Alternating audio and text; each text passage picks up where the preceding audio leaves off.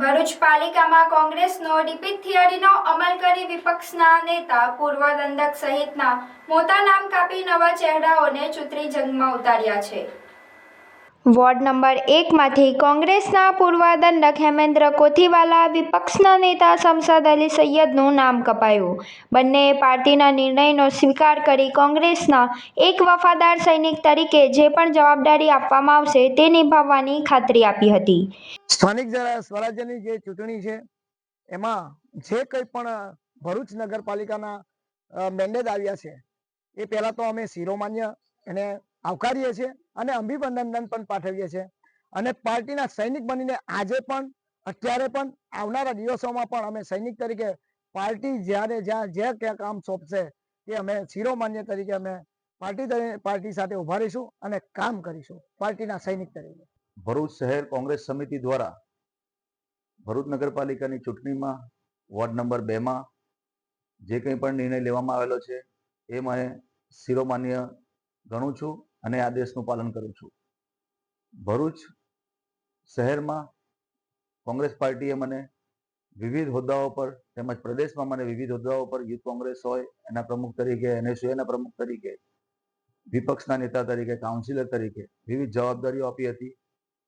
એની સાથે સાથે હાલમાં જે ચૂંટણી પ્રક્રિયા ચાલે છે સ્થાનિક સ્વરાજ્યની, એમાં બરોડા જિલ્લાના 4 તાલુકાના અંદર મને મહત્વની પ્રભારી તરીકેની જવાબદારી આપી હતી અને એ જવાબદારી મેં નિષ્ઠાપૂર્વક નિભાવેલી છે અને પાર્ટીએ મને આ તમામ હોદ્દાઓ પર વર્ષોથી કામગીરી કરવાનો મોકો આપ્યો।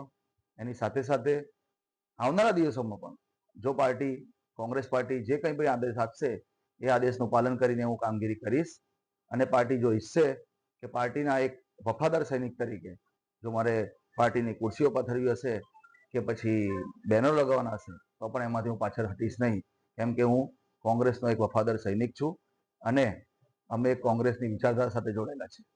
જય હિન્દ, જય ભારત। કોંગ્રેસે વોર્ડ નંબર 2માંથી કુતબુદ્દીન ઉર્ફે કરણ સોલાણને આપવામાં આવી ટિકિટ। તેઓએ આભાર વ્યક્ત કરી પૂર્વ અગ્રણીઓનો સહકાર પણ મળશે તેવી આશા વ્યક્ત કરી હતી। જ્યારે વોર્ડ નંબર 2માં અમારી ઉપર જે મેન્ડેટ આપેલો છે અમે ચોક્કસથી જંગી બહુમતીથી જીતીશું અને સમાજની સેવા કરીશું, લોકોની સેવા કરીશું અને નગરપાલિકાના લગતા જે કંઈ કામો છે, રોડ, રસ્તા, ગટર લાઈન અને જે કંઈ પણ બાકી રહી ગયેલા કામો છે, અમારા અગાઉના જે કાઉન્સિલરો હતા એમને પણ ઘણા સારા કામ કરેલા છે અને એમના બાકીના રહી ગયેલા કામ ચોક્કસથી અમે જીતીને પૂર્ણ કરીશું એવી અમારી અપેક્ષાઓ છે।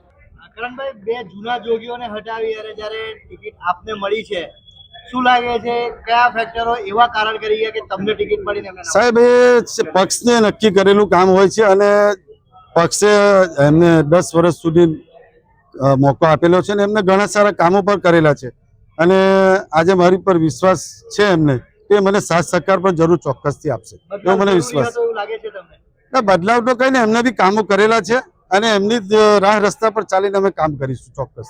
અરે વંશિકા, કેમ છે? તે 11th સાયન્સ નું એડમિશન કરાવી દીધું? હા, ભરૂચ જિલ્લાની વેલ નોન એવી ઇન્ટેલિજન્ટ ક્લાસીસમાં કરાવી લીધું। કેમ ઇન્ટેલિજન્ટ ક્લાસીસમાં જ કરાયું? કારણ કે 2025માં 43 સ્ટુડન્ટ્સના 80+ પર્સન્ટાઇલ, 46 સ્ટુડન્ટ્સના 90+ સબ્જેક્ટ્સ વાઇઝ માર્ક્સ અને મેથ્સમાં 100 આઉટ ઓફ 100 આવ્યા છે। સાયન્સ સ્ટ્રીમમાં ને આટલું સરસ પરિણામ!